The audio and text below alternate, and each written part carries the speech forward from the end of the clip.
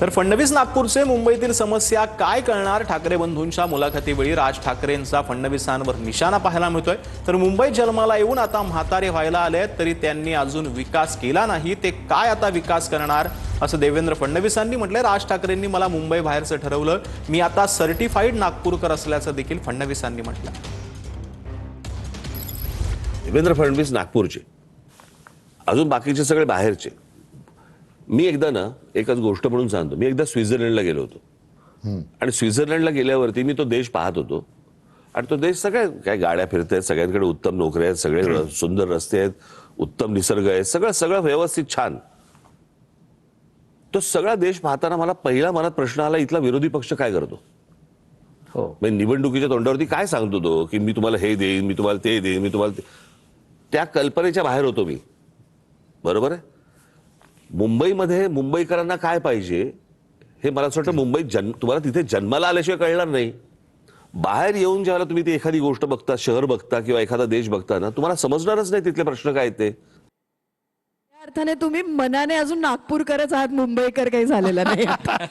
आजच एका मुलाखतीमध्ये राज ठाकरेंनी मला तसे मुंबईच्या बाहेरचं ठरवलेलं आहे, त्याच्यामुळे आता मी सर्टिफाईड नागपूरकर आहे। नाही, मी तेच विचारणार होतो तुम्हाला किंवा मुंबई असा एक आता प्रश्न ते विचारला की मुंबईचा विकास करायचा असेल तर मुंबईमध्ये जन्माला येणं गरजेचं आहे, ह्याच्याबद्दल तुमचं काय मत आहे? आता जे मुंबईला जन्माला येऊन आता म्हातारे व्हायला लागले तरी विकास करू शकले नाही, ते काय विकास करणार आहेत? पिंपरी चिंचवडच्या सांगवीतील जाहीर सभेत अजितदादा माईकवरून चिडल्याचं पाहायला मिळालं। तर सभास्थळी भटका कुत्रा आल्यानं अजितदादांनी पुन्हा नसबंदीचा मुद्दा जो आहे तो उपस्थित करत भाजपला टोला लगावला।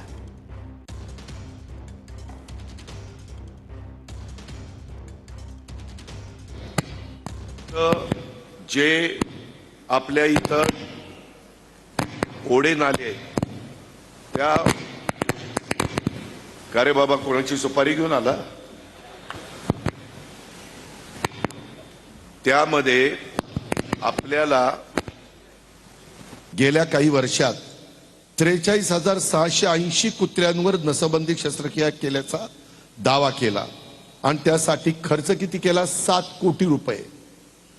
नसबंदी कुत्र्यांवर करायला 7 कोटी रुपये। तो का भटकं कुत्रा आलंच तिच्या आयला, ती सांगायला आले आणि ती पण इथंच हाकते। तर काय करायचं? इतकं घाण सगळीकडे होतीये। मी ज्यावेळेस शहरात फिरायचो, राजेंद्रला विचारा किंवा इतर कुणाला विचारा, जुन्या लोकांना, मी जाताना गाडीतनं मला डिवायडर मध्ये झाडं जळलेली दिसली तरी मी ताबडतोब संबंधितांना जे काही स्पष्ट शब्दामध्ये खडसवायचो ते खडसवायचो।